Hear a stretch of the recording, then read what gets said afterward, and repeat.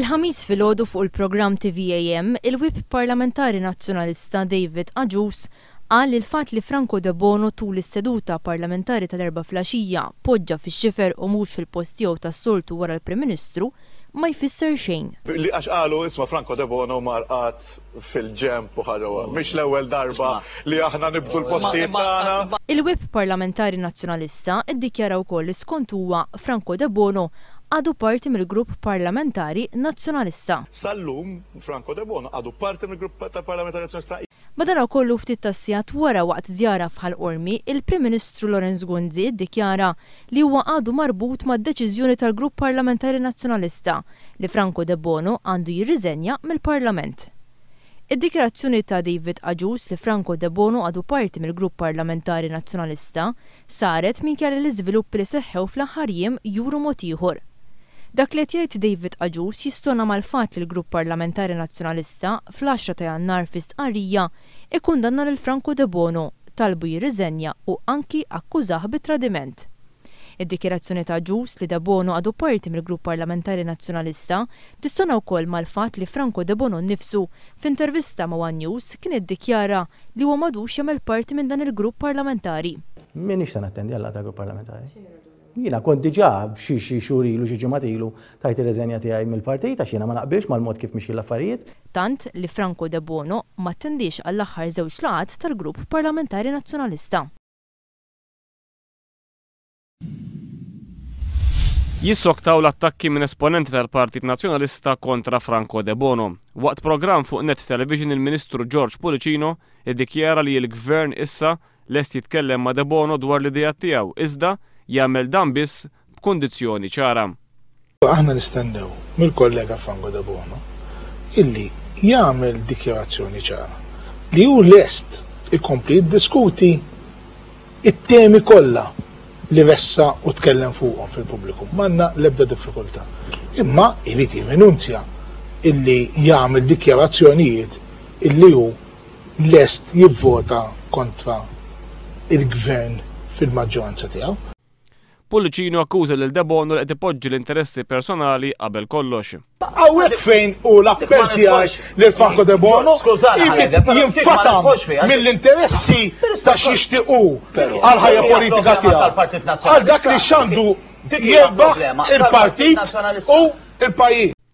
Għal George Policino De Bono qiegħed bis-sikkina ma' dar il-gvern. Ma jista' jippretendi li jagħmel kundizzjonijiet illi iwasslu biex kwalunkwe idea tajba kemmi tajba tispiċċa issir sikkina ma' dar il-gvern li qed imexxi. Fl-istess programm Policino sejjaħ lil Franco De Bono bħala persuna fi kriżi. Issibtu salva uomo tagħkom ta' fissibtuha, sibtuha fi kriżi ta' persuna. Il-Ministru iddefenda żieda ta' 500 euro fil-ġimgħa. Jien bil-paga ta' Ministru inkluż bil-5 miljun onorarja ma jnexxilix nibni l-vilel. George Policino ftaħa li l-Partit Nazzjonalista lest li jmur għall-elezzjoni ġenerali bl-istess tim tal-lum. Imma immorru jekk sfortunatament immu għall-elezzjoni aħna mmorru bit-tim li għandna, bit-tim li ta' riżultati. Min-naħa tiegħu l-eks Segretarju Ġenerali tal-UHM Gejtu Vella akkuża lil De Bono illi qed iżomm lill-pajjiż ostaġġ. Naħseb għandna il-pajjiż bħalissa miżmum ostaġġ minn persuna waħda. Il-PBS jattakka deċiżjonijiet meħuda mill-awtorità tax-Xandir bil-ħsieb li nżamm il-bilanċ fuq l-istazzjon nazzjonali. Il-PBS qal li qis l-aħħar deċiżjonijiet tal-awtorità tax-Xandir dwar il-programmi Xarabank u Bondi Plus bħala pass lura fix-Xandir f'pajjiżna u attakk fuq l-indipendenza editorjali tal-istazzjon. Fil-jiem li għaddew l-awtorità kienet ordnat lil PBS biex jagħti 15-il minuta lil mexxej laburista Joseph Muscat biex iwieġeb għal dak li kien qal il-Prim Ministru fil-programm Xarabank tal-ġimgħa ta' qabel. Fit-tieni deċiżjoni tagħha l-awtorità ordnat lil PBS jagħti 10 minuti lil Partit Nazzjonalista biex jirrispondi għal dak li qal il-membru parlamentari Franco De Bono fuq il-programm Bondi Plus tal-ġimgħa li għaddiet. Dawn id-deċiżjonijiet urtaw li x-xandir tal-Istat tant li l-PBS sejjaħ l-attitudni tal-awtorità bħala li ma tagħmilx sens ġurnalistiku u akkuża li qed titbiet minn mudelli adottati fid-dinja ħilsa kollha. Is-sistema edukattiva ta' pajjiżna qed tipprepara lil uliedna l-passat. Dan iddikjaraħ il-professur Carmel Borch meta kienet jiġi intervistat minn Pauline Micheli fuq One Radio. Il-professur Borch kien dekan tal-Fakultà tal-Edukazzjoni u llum huwa professur tal-istudji tal-kurrikulu u tas-soċjoloġija fl-edukazzjoni fil-Fakultà tal-Edukazzjoni tal-Università ta' Malta. Il-professur Borch saħaq li uliedna mhumiex ikunu preparati għall-ekonomija bi sfidi kbar u minkejja li bdilna l-iskejjel u daħħalna teknoloġija fihom l-istudenti baqgħu bl-istess ħiliet.